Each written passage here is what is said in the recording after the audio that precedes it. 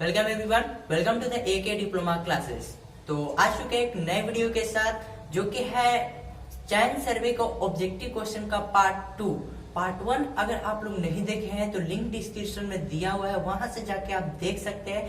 और उससे पहले ये भी ऑब्जेक्टिव डाला हुआ है सर्वे का फर्स्ट यूनिट का, ये तो है सेकेंड यूनिट का पार्ट 2, ठीक है, ऑब्जेक्टिव क्वेश्चन का। तो अगर आप लोग लिंक नहीं देखे हैं तो लिंक डिस्क्रिप्शन में दिया हुआ है, वहां से जाके आप देख सकते हैं। या तो आप मेरे प्लेलिस्ट में जाए, ठीक है, चैनल में जाकर प्लेलिस्ट में जाए, वहां आपको सारा का सारा प्लेलिस्ट मिल जाएगा। वहां पर आपको ऑब्जेक्टिव क्वेश्चन का भी प्लेलिस्ट मिल जाएगा, उसमें सिर्फ ऑब्जेक्टिव क्वेश्चन रहता है। और कोई भी सब्जेक्ट का आपको देखना चाहते हैं, यानी कि जो भी सिविल इंजीनियरिंग थर्ड सेमेस्टर का जो सब्जेक्ट है, तो सबका प्लेलिस्ट बनाया हुआ है, सब में वीडियो अपलोड है, वहां से जाके आप देख सकते हैं। जो भी टॉपिक आपको समझ में नहीं आया वो कमेंट करें, हम फिर से उसको आपको बना देंगे। तो आज का वीडियो हम लोग स्टार्ट करते हैं। तो सबसे पहला क्वेश्चन लेते हैं। पहला क्वेश्चन आपको बोर्ड पे दिख रहा होगा, जो कि है the total number of links provided in a Gunter's चैन।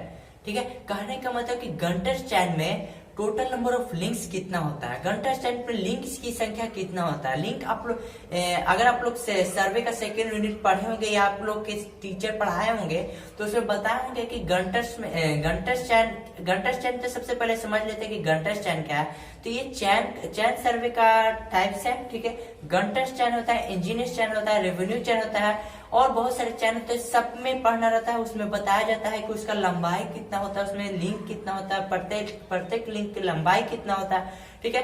तो सब हम लोग पढ़ेंगे, अच्छे से पढ़ेंगे, डिटेल से पढ़ेंगे। ये सिर्फ ऑब्जेक्टिव क्वेश्चन है, तो आपको इसमें याद कर लेना है कि गंटर्स चैन में जो लिंक की संख्या होता है वो 100 होता है, यानी कि option number C, that is C is right answer, ठीक है। 100 लिंक्स होता है गंटर्स चैन में। सेकंड क्वेश्चन पे चलते हैं। Second question is the length of a revenue chain is. Revenue chain का लेंथ कितना होता है, यानी कि रेवेन्यू चैन का लंबाई कितना होता है। तो बुक में या आप लोग टीचर बताए होंगे तो बताए होंगे कि रेवेन्यू चैन का जो लंबाई होता है वो 33 फीट होता है, ठीक है। 33 सभी जितने भी सर्वे है सबका अलग अलग लंबाई होता है, अलग अलग उसमें लिंक्स होते हैं, टोटल नंबर ऑफ लिंक्स उसमें मतलब कि उसमें सब अलग अलग रहता है। तो आपको याद करना रहता है, या तो आप लोग 2-4 बार पढ़ लीजिएगा तो आपको याद हो जाएगा। तो इसका जो राइट आंसर हो जाएगा that is option number D, 33 feet is right answer, ठीक है। थर्ड क्वेश्चन की तरफ चलते हैं, जो कि है the number of links provided in A revenue chain is, ठीक है। इसमें फिर से पूछ दिया कि रेवेन्यू चैन में टोटल नंबर ऑफ लिंक्स कितने होते हैं। रेवेन्यू चैन में लिंक्स की लंबाई, लिंक्स की संख्या कितनी होती है। देखिए, ऑप्शन नंबर ए है 100, ऑप्शन नंबर बी है 50, ऑप्शन नंबर सी है 60 और 66, और ऑप्शन नंबर डी है 60, ठीक है, यानी कि 16। तो इसका जो राइट आंसर हो जाएगा option number D, that is 16। Option number D is right answer, ठीक है। फोर्थ क्वेश्चन की तरफ चलते हैं। तो fourth question is the width of A cloth और लिनन टेप इज। देखिए, क्लॉथ और लिनन टेप, यानी कि क्लॉथ टेप को ही लिनन टेप कहा जाता है। टेप जो होता है वो बहुत सारे टेप को बहुत सारे टाइप से बांटा गया। यानी देखिए, टेप वो वाला नहीं समझ जाइएगा, या सेलो टेप या वो सब टेप नहीं, ठीक है। ये जो टेप होता है वो सर्वे करने के लिए यूज किया जाता है, ठीक है। क्लॉथ और लिनन टेप, स्टील टेप, बहुत सारे टेप होते हैं, ठीक है। उसका लंबाई कुछ होता है, उसको किस प्रकार बनाया जाता है, उसका क्या डिसएडवांटेज है, एडवांटेज क्या है, सब पढ़ेंगे, ठीक है।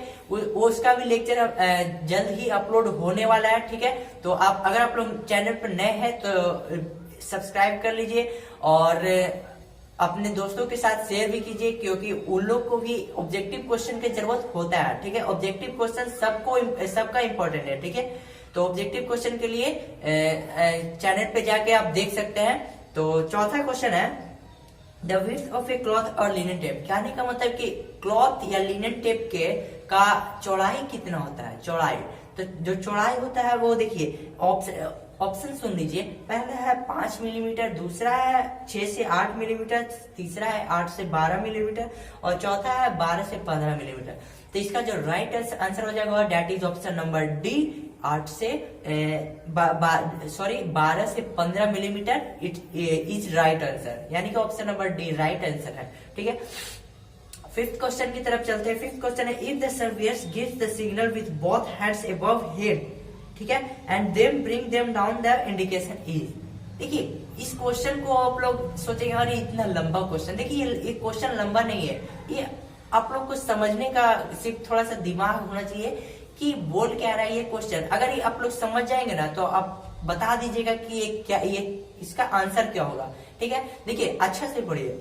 If the surveyor's give the signal with both hands, यदि सर्वेयर्स, देखिए सर्वेयर्स कहा जाता है जो सर्वे करता है, ठीक है, तो जो सर्वे करता है वो अगर वो हम लोग को इंडिकेट करे कि बोथ हैंड्स को सबसे पहले वो ऊपर कर रहे हैं, ठीक है, और उसके बाद ब्रिंग देम डाउन यानी कि तुरंत नीचे कर रहे हैं, तो इसका वो कह क्या रहा है, इंडिकेट क्या कर रहा है। ठीक है, तो आप लोग पढ़े होंगे सर्वे में सर बताए होंगे कि अगर कोई सर्वेयर बोथ हैंड्स को ऊपर करे, ठीक है, और उसके बाद ब्रिंग देम डाउन यानी कि नीचे उसके बाद कर दे, तो वो उसका कहने का मतलब कि आप सही जगह पे पहुंच गए, आप सही पोजीशन पे पहुंच गए, आप वहां पर स्टॉप हो जाइए।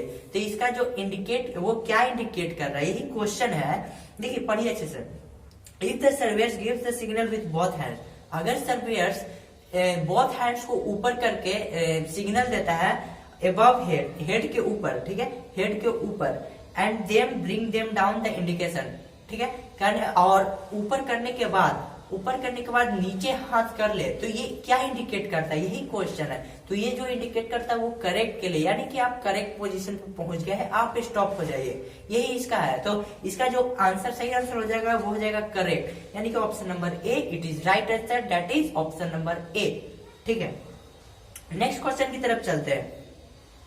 नेक्स्ट क्वेश्चन करने का मतलब कि option number, question number 6, errors in चैनिंग में अराइज ड्यू टू, ठीक है, चैनिंग में एरर्स किसके अराइज होने के कारण हो सकता है। ठीक है, देखिए पहला है इरोनस लेंथ ऑफ चैन, दूसरा है नॉन हॉरिजॉन्टलिटी, तीसरा है वेरिएशन इन टेम्परेचर, और चौथा है ऑल ऑफ द अबव। देखिए ऐसा क्वेश्चन जब भी पूछे कि ऑल ऑफ द अबव, तो इसमें 90% चांस होता है ना कि all of the above it is right answer. ठीक है, कभी कभी ही ऑल ऑफ द अबव नहीं होता है, तो इसका तो वैसे भी answer all of the above है। ठीक है, अगर एग्जाम में ऐसा क्वेश्चन घुमा कर भी पूछ सकता है, तो ऑल ऑफ द अबव अगर रहे तो उस पर जरूर 90% चांस होता है कि वही राइट आंसर होता है। ठीक है, तो इसका जो आंसर हो जाएगा option number D, that is all of the above. ये सभी के कारण चैन में एरर्स हो सकते हैं। ठीक है, अगला जो नेक्स्ट क्वेश्चन है वो है विच एरर इन चैनिंग में हैव VE वैल्यूज, कौन से चैनिंग एरर में चैनिंग, ठीक है, कौन से एरर इन चैनिंग में VE वैल्यूज होते हैं। VE वैल्यूज यानी कि कहने का मतलब पॉजिटिव वैल्यूज। ठीक है, ठीक है, तो ऑप्शन नंबर ए है बैड रेंजिंग, दूसरा है बैड स्ट्रेटनिंग, तीसरा है नॉन हॉरिजॉन्टली, चौथा है वेरिएशन इन टेम्परेचर। तो इसका जो राइट आंसर हो जाएगा वो हो जाएगा option number D, that is variation in temperature is right answer. ठीक है, तो ये मतलब कि ये क्वेश्चन है, ठीक है, ये आप लोग समझ लीजिएगा कि पॉजिटिव वैल्यू जो होता है वो कौन से एरर चैन में जो होता है। ठीक है, तो हो जाएगा वेरिएशन टेम्परेचर, टेम्परेचर में वेरिएशन के कारण। ठीक है, नेक्स्ट क्वेश्चन है कि विच एरर इन चैनिंग में है पॉजिटिव वैल्यूज ओनली। देखिए इसमें जो है ना वो उसमें वो था कि पॉजिटिव वैल्यू हो सकता है, इसमें है कि ओनली पॉजिटिव वैल्यू होगा कौन से एरर इन चैनिंग में। तो ये देखिए इसमें इसका जो आंसर हो जाएगा वो बैड रेंजिंग, मतलब कि रेंजिंग अगर हम लोग खराब करेंगे तो उसमें ओनली पॉजिटिव वैल्यू ही आएगा। तो इसका जो आंसर हो जाएगा option number D, that is a bad ranging right answer. ठीक है, नेक्स्ट क्वेश्चन की तरफ चलते हैं। The degree of accuracy in चैनिंग that may accepted on rough and हिली ग्राउंड इज। ठीक है, कौन सा डिग्री ऑफ एक्यूरेसी इन चैनिंग में एक्सेप्ट कर दिया जाता है ग्राउंड हिल पर। तो देखिए कौन सा degree, 1 in 100 degree option number ए, दूसरा है 1 in 250, तीसरा है 1 in 1000, और चौथा है 1 in 2500। तो इसका जो राइट आंसर हो जाएगा और that is option number B, 1 in 250 it is right answer. तो आप लोग याद कर लीजिएगा, अगर ये क्वेश्चन पूछे तो आप लोग मतलब कि आंख बंद करके इसको मार लीजिएगा, ऐसे आंख बंद करने की जरूरत नहीं है, वैसे गलत मार दीजिएगा फिर वैसे इसलिए आप लोग 1 in 250 ही मारिएगा। तो नेक्स्ट क्वेश्चन की तरफ चलते हैं जो कि है a line with joining subsidiary station on the main line is called. ठीक है। मेन लाइन के सब्सिडियरी स्टेशन को जोड़ने वाले लाइन को क्या कहा जाता है? देखिए इसको वैसे तो इसका जो राइट आंसर है वो हो जाएगा टाई लाइन, ठीक है। Option number C that is tie line. देखिए लाइन जो होता है, जो सर्वे करने के लिए 3 प्रकार का लाइन होता है, ठीक है। मेन लाइन, चेक लाइन और होता है टाई लाइन, ठीक है। ये तीनों के बारे में हम अच्छे से समझा चुके हैं, बहुत ही अच्छे से एक्सप्लेन किए थे। अगर आप लोग वो वीडियो नहीं देखे हैं तो हमारे चैनल के प्लेलिस्ट में जाके सर्वे सिविल इंजीनियरिंग 3rd सेमेस्टर का एक प्लेलिस्ट बना हुआ है, वहां से जाके आप देख सकते हैं। वहां सारा का सारा वीडियो अपलोड है, फर्स्ट यूनिट का सारा वीडियो अपलोड है, वहां से जाके आप देख सकते हैं जो भी आपको देखने का मन हो, ठीक है। तो नेक्स्ट क्वेश्चन की तरफ चलते हैं। The angle of intersection of 2 plane mirrors of an optical square, ठीक है। ऑप्टिकल स्क्वायर के 2 प्लेन मिरर के इंटरसेक्शन के बीच का कोण कितना होता है, ठीक है। ऑप्टिकल स्क्वायर के 2 प्लेन मिरर्स के बीच इंटरसेक्ट जो होता है उसके बीच का कोण कितना होता है, ठीक है। तो इसका जो राइट आंसर हो जाएगा वो 45 डिग्री हो जाएगा। अगर ऐसा क्वेश्चन कभी भी पूछे तो आपको जो है वो 45 डिग्री पे आप मतलब कि उसको टिक कर लीजिएगा, टिक आउट कर लीजिएगा 45 डिग्री, ठीक है। कभी भी डिग्री का एंगल वाला क्वेश्चन पूछे तो 45 डिग्री मतलब चेन सर्विस से अगर पूछेगा तब, ठीक है। तो नेक्स्ट क्वेश्चन की तरफ चलते हैं जो कि French cross staff consist of, ठीक है। फ्रेंच क्रॉस स्टाफ, ठीक है। क्रॉस स्टाफ का एक टाइप्स है फ्रेंच क्रॉस स्टाफ। इसमें क्या रहता है, कंसिस्ट का मतलब कि इसके अंदर क्या इंक्लूड रहता है, ठीक है। तो देखिए ऑप्शन नंबर ए है स्क्वायर बॉक्स, दूसरा है हेक्सागोनल बॉक्स, तीसरा है ऑक्टागोनल बॉक्स और चौथा है ग्राउंड बॉक्स, ठीक है। तो इसका जो राइट आंसर हो जाएगा option number C octagonal box रहता है, that is option number C right answer, ठीक है। तो इसको टिक आउट कर लीजिए। नेक्स्ट क्वेश्चन की तरफ चलते हैं जो कि है in a prism square the angle between the reflecting faces is. देखिए फिर से इसमें एंगल का क्वेश्चन पूछा। हम बताएं कि अगर एंगल को क्वेश्चन पूछे तो आप लोग को क्या करना है, 45 चेन सर्वे से अगर एंगल का क्वेश्चन पूछे तो आपको 45 डिग्री एकदम टिक आउट कर लेना है, ठीक है। तो इसका भी जो राइट आंसर हो जाएगा वो 45 डिग्री ही हो रहेगा, ठीक है। Next question is as per Indian standard the length of one links in a 30 metre chain should, ठीक है। इंडियन स्टैंडर्ड के अनुसार 30 मीटर के चैन में एक लिंक की लंबाई कितनी होती है, यही क्वेश्चन है। देखिए क्वेश्चन को समझने का प्रयास करिए, उसको रटने का नहीं प्रयास करिए, ठीक है। अगर आप लोग समझेंगे ना तो वो आगे तक काम देगा, लेकिन रटेंगे तो इसी सेमेस्टर तक काम देगा, ठीक है। तो इसमें बोल रहा है कि इंडियन स्टैंडर्ड के अनुसार 30 मीटर के चैन में एक लिंक की लंबाई कितनी होती है, तो एक लिंक की लंबाई इंडियन स्टैंडर्ड के अनुसार 20 सेंटीमीटर होता है, that is option number A 20 centimetre is right answer, ठीक है। तो इसका जो आंसर हो जाएगा option number A 20 centimetre. Next question की तरफ चलते हैं। As per Indian standard the total number of links in a 30 metre chain should be, ठीक है। देखिए क्वेश्चन को थोड़ा चेंज कर दिए है, ठीक है। देखिए इंडियन स्टैंडर्ड के अनुसार बोल रहा है कि इंडियन स्टैंडर्ड के अनुसार 30 मीटर के चैन में टोटल नंबर ऑफ लिंक्स यानी कि लिंक की संख्या टोटल कितनी होती है, बस यही क्वेश्चन है। तो इसका जो आंसर हो जाएगा ऑप्शन नंबर बी 150, मतलब कि 150, ठीक है। तो 30 मीटर के चैन में 150 लिंक होता है, 20 मीटर के चैन में 100 लिंक होता है, इसमें आपको गड़बड़ाना नहीं है, तो ठीक है। तो इसका जो राइट आंसर हो जाएगा option number B that is 150, ठीक है। नेक्स्ट क्वेश्चन की तरफ चलते हैं। The length of a engineer's chain should be, engineer's chain का लेंथ कितना होता है, इंजीनियर्स चैन ये भी एक क्या बोलते हैं चैन सर्वे का एक टाइप्स है, इंजीनियर्स चैन, रेवेन्यू चैन, बहुत सारे टाइप्स है, ठीक है। तो आप पढ़ेंगे अच्छे से डिटेल से समझेंगे। तो इसका जो राइट आंसर हो जाएगा वो हो जाएगा option number A 100 feet. 100 feet engineer's chain का लंबाई होता है। नेक्स्ट क्वेश्चन की तरफ चलते हैं। A line joining some fix point on the main survey, ठीक है। मेन सर्वे पर कुछ फिक्स पॉइंट को किस लाइन से मतलब ज्वाइंट किया जाता है, किस लाइन के द्वारा ज्वाइंट किया जाता है, तो टाई लाइन के द्वारा ज्वाइंट किया जाता है। वो सबसे छोटा लाइन होता है, ठीक है। हम अच्छे तरह से समझाए थे उसको कि टाई लाइन क्या होता है और बेस लाइन क्या होता है, चेक लाइन क्या होता है और टाई लाइन क्या होता है, सब हम अच्छी तरह से समझाए थे, ठीक है। तो प्लेलिस्ट में जाके आप देख सकते हैं। तो नेक्स्ट क्वेश्चन की तरफ चलते हैं। The limiting length of an offset should be, ठीक है। ऑफसेट का लिमिटिंग लेंथ कितना होता है, उसका लिमिटिंग लंबाई कितना होता है, ठीक है। तो इसका जो राइट आंसर हो जाएगा option number B that is 15 metre, ठीक है, 15 मीटर। तो ये इसका राइट आंसर हो जाएगा option number B. Next question की तरफ चलते हैं।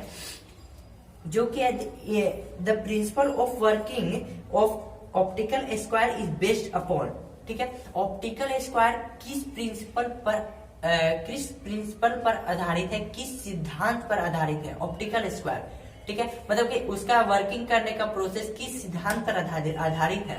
तो देखिए पहला जो है वो रिफ्लेक्शन है, रिफ्लेक्शन का हिंदी होता है परावर्तन, दूसरा है रिफ्रैक्शन अपवर्तन, तीसरा है डबल रिफ्लेक्शन और चौथा है डबल रिफ्रैक्शन। तो इसका जो राइट आंसर हो जाएगा that is option number C, double reflection, ठीक है। डबल रिफ्लेक्शन के प्रिंसिपल पर ऑप्टिकल स्क्वायर जो वर्क करता है, ठीक है। तो आज का वीडियो यहीं तक रहने दे रहे, बहुत ही लेक्चर बहुत ही लंबा हो गया, लेकिन बहुत सारे इसका आधा से ज्यादा करने का मतलब कि इसमें इसमें बहुत सारे अब टॉपिक बहुत ही कम बचा हुआ है ऑब्जेक्टिव क्वेश्चन के लिए। अब टॉपिक है न्यूमेरिकल का ऑब्जेक्टिव भी पूछता है, ठीक है। ऐसा नहीं समझिए कि सिर्फ क्या बोलते हैं थ्योरी से ही पूछेगा, आपको न्यूमेरिकल से भी ऑब्जेक्टिव पूछेगा, ठीक है। तो नेक्स्ट लेक्चर में जब हम लोग पढ़ेंगे तो उसमें न्यूमेरिकल को अच्छी तरह से डील करेंगे, अच्छी तरह से उसको पढ़ाएंगे, एक एक चीज को डिटेल से एक्सप्लेन करेंगे, ठीक है। तो वीडियो के साथ आज का वीडियो यहीं तक रहने दे रहे हैं। नेक्स्ट वीडियो में हम लोग न्यूमेरिकल और कुछ टॉपिक रह गए हैं ऑब्जेक्टिव्स के लिए, तो इसका थर्ड पार्ट जल्द ही आएगा, ठीक है। तो मिलते हैं नेक्स्ट वीडियो में। Thank you friends.